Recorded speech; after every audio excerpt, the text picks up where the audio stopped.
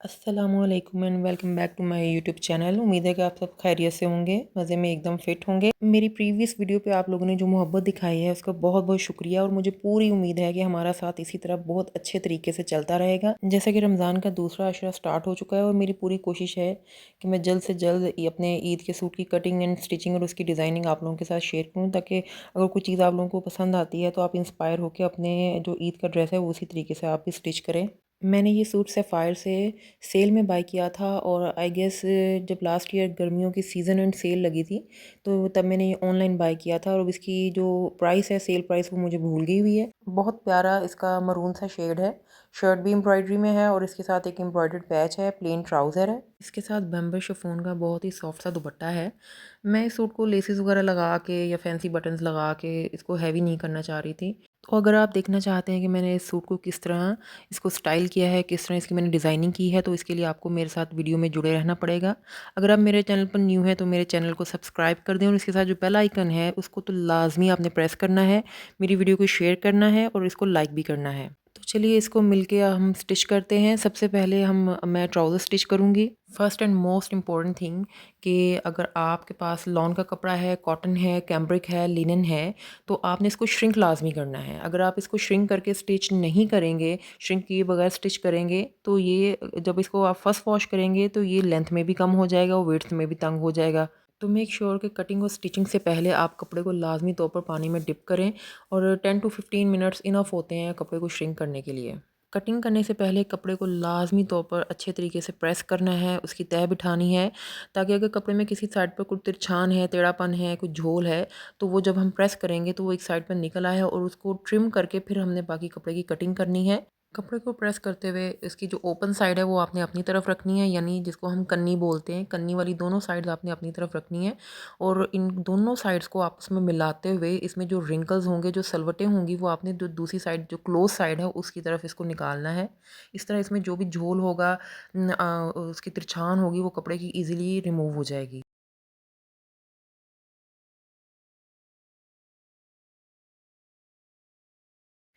जिस साइड से हमने आसन रखनी है या ऊपर बेल्ट वाली साइड रखनी है, तो उस पर हम सबसे पहले एक बॉक्स बनाएंगे।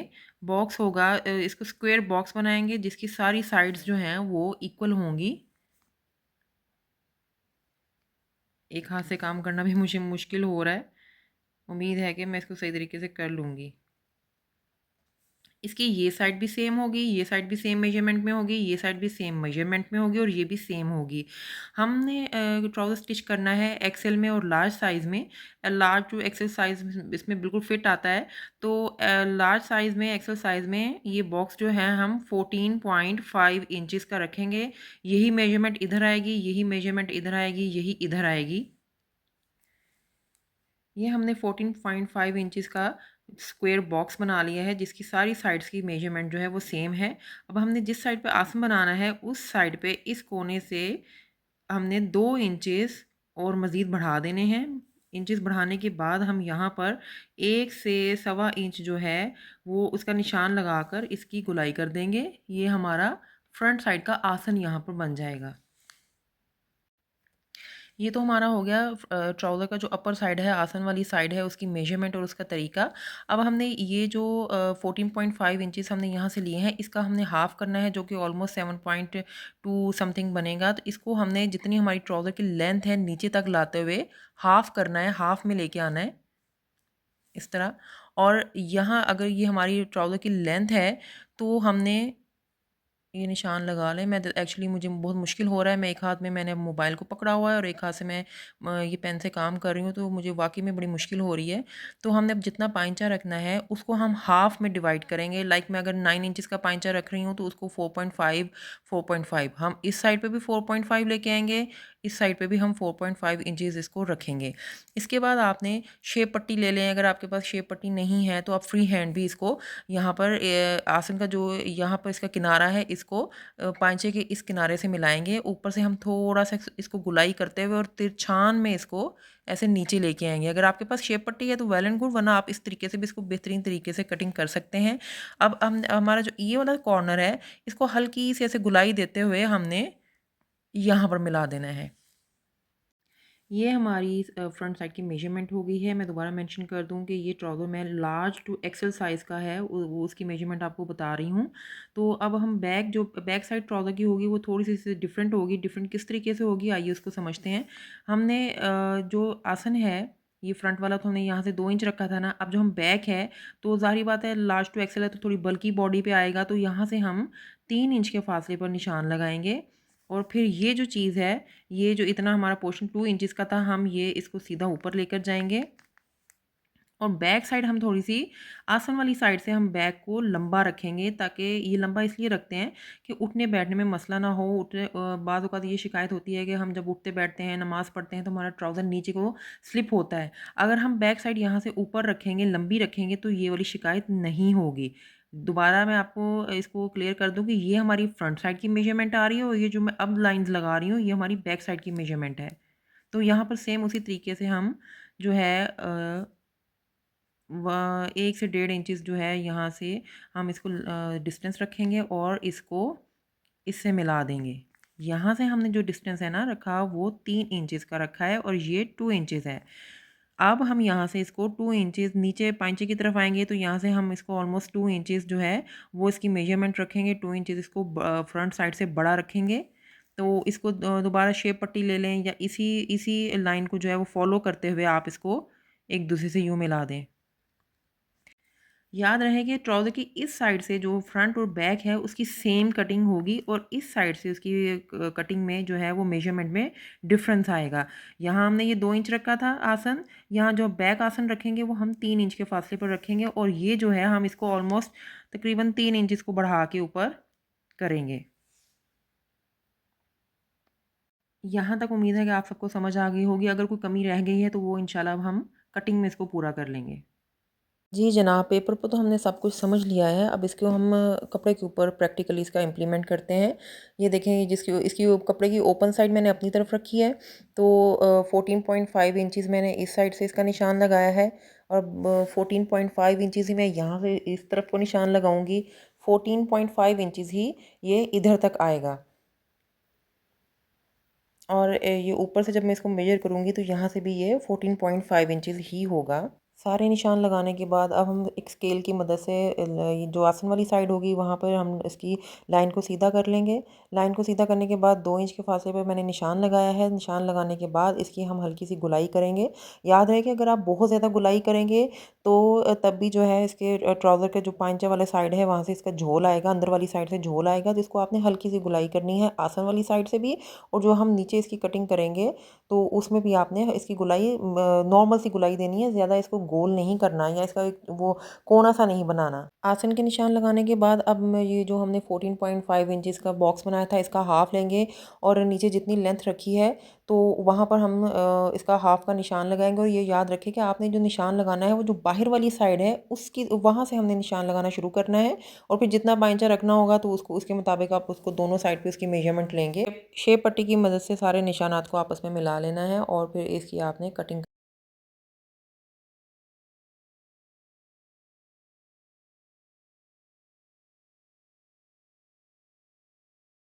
ट्राउज़र की जितनी लेंथ रखनी है वहाँ तक हमने कैंची से छोटे-छोटे इसके कट लगा लेने हैं या चॉक से निशान लगा लें और इसी तरह सेम उसके मेजरमेंट पर हमने सेम जगह पर बैक साइड पर भी निशान लगा लेने हैं। और जब स्टिच करना है तो इन निशानात को आपस में मिलाते हुए स्टिच करना है, ताकि हमारा जो ट्राउज़र है उसका पाँचा ऊपर-नीचे ना हो या छोटा-बड़ा ना हो।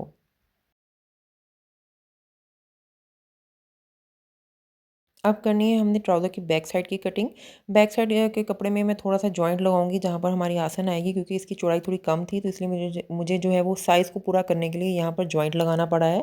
जॉइंट का मैंने कपड़ा भी स्टिच नहीं किया, जस्ट उसके ऊपर रख के मैं पहले इसकी कटिंग करूँगी, इसके बाद इसको स्टिच करूँगी। ट्राउज़र का फ्रंट पल्ला जो है वो मैंने बैक पल्ले के ऊपर बिछा के फिर इसकी मैंने मेजरमेंट का निशान लगाया है और आसन से इसको सेम उसी तरह 3 इंच मैंने बड़ा रख के तो इसकी कटिंग कर दी है।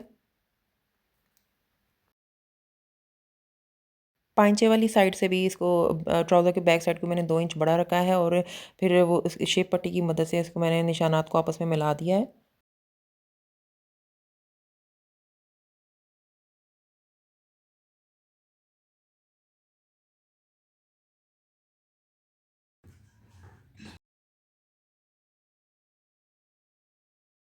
यहाँ पर मैंने ट्राउज़र की स्टिचिंग स्टार्ट कर दी है। मैं ट्राउज़र की जो अंदर वाली सिलाइयाँ होती हैं हमेशा डबल लगाती हूँ, क्योंकि आसन वाली साइड भी और जो इसकी दूसरी साइड है वो भी थोड़ी तिरछान में इसकी कटिंग होती है और कपड़े में इसकी वजह से थोड़ी-सी लचक आ जाती है, जिससे धागा अक्सर खिंचाव की वजह से टूट भी जाता है। तो मेरी हमेशा कोशिश होती है कि मैं सिलाई को जो है वो डबल करके लगाऊँ, ताकि ये मज़बूत हो जाए और इसके टूटने का ख़तरा ना हो।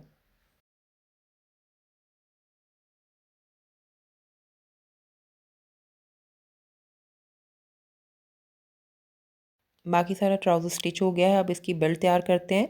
बेल्ट बनाने के लिए जो आगे इसका बुकरम लगेगा वो लार्ज टू एक्सेल साइज़ के लिए मैं 13 इंचेस भी ले लेती हूँ, 12 इंचेस भी ले लेती हूँ। यहाँ पर मैं 12.5 इंचेस लूँगी।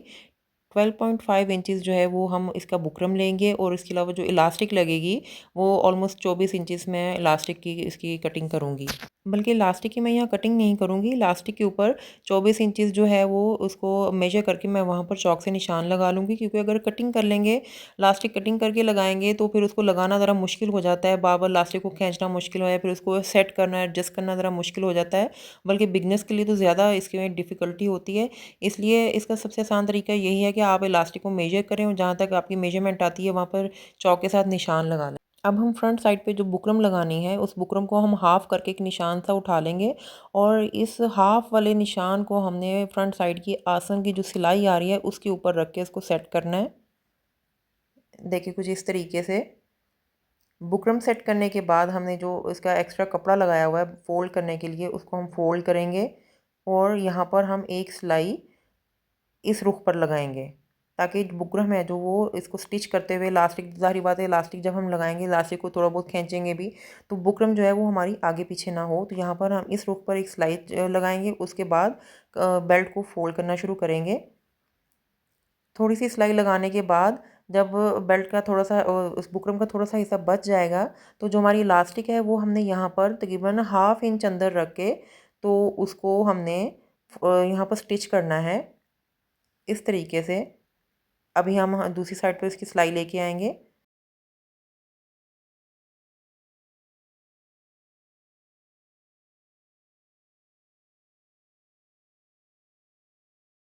इस तरीके से इलास्टिक लगाने के बाद इसको इलास्टिक को खींच के हम जो जिस जगह पर निशान लगाया था उसको निकाल कर कटिंग कर देंगे, और बुकरम का जो दूसरा सिरा था वहाँ पर जाकर इसको दोबारा सिलाई कर देंगे। बुकरम और इलास्टिक को स्टिच करने के बाद ट्राउज़र को इस तरह 2-3 दफ़ा आपने स्ट्रेच करना है। स्ट्रेच करने से ये होगा कि इसकी जो इलास्टिक की चुनटें हैं वो सारी इक्वल आएंगी, और इन चुनटों को इक्वल करने के बाद इसके दरमियान में एक सिलाई लगा लेनी है, इससे इलास्टिक भी मज़बूत हो जाएगी। ट्राउज़र हमारा रेडी हो गया है, और देखिए इसकी शेप कितनी अच्छी आ रही है, और स्टिचिंग भी बहुत नीट हुई है। स्टिचिंग के बारे में मैं आपको एक टिप दूंगी कि अगर आपकी कटिंग अच्छी है, नीटली आपने इसको प्रेस करके अच्छे तरीके से कटिंग की है, तो ऑटोमेटिकली आपकी स्टिचिंग भी ही अच्छी होगी, उसमें नफासत आएगी। नेक्स्ट वीडियो में इंशाल्लाह हम इसकी शर्ट स्टिच करेंगे, और फिर मैं आपको ये पहन के स्टाइल करके दिखाऊंगी। वीडियो को लाइक कर दें और वीडियो को शेयर भी कर दें, और चैनल को सब्सक्राइब कर दें।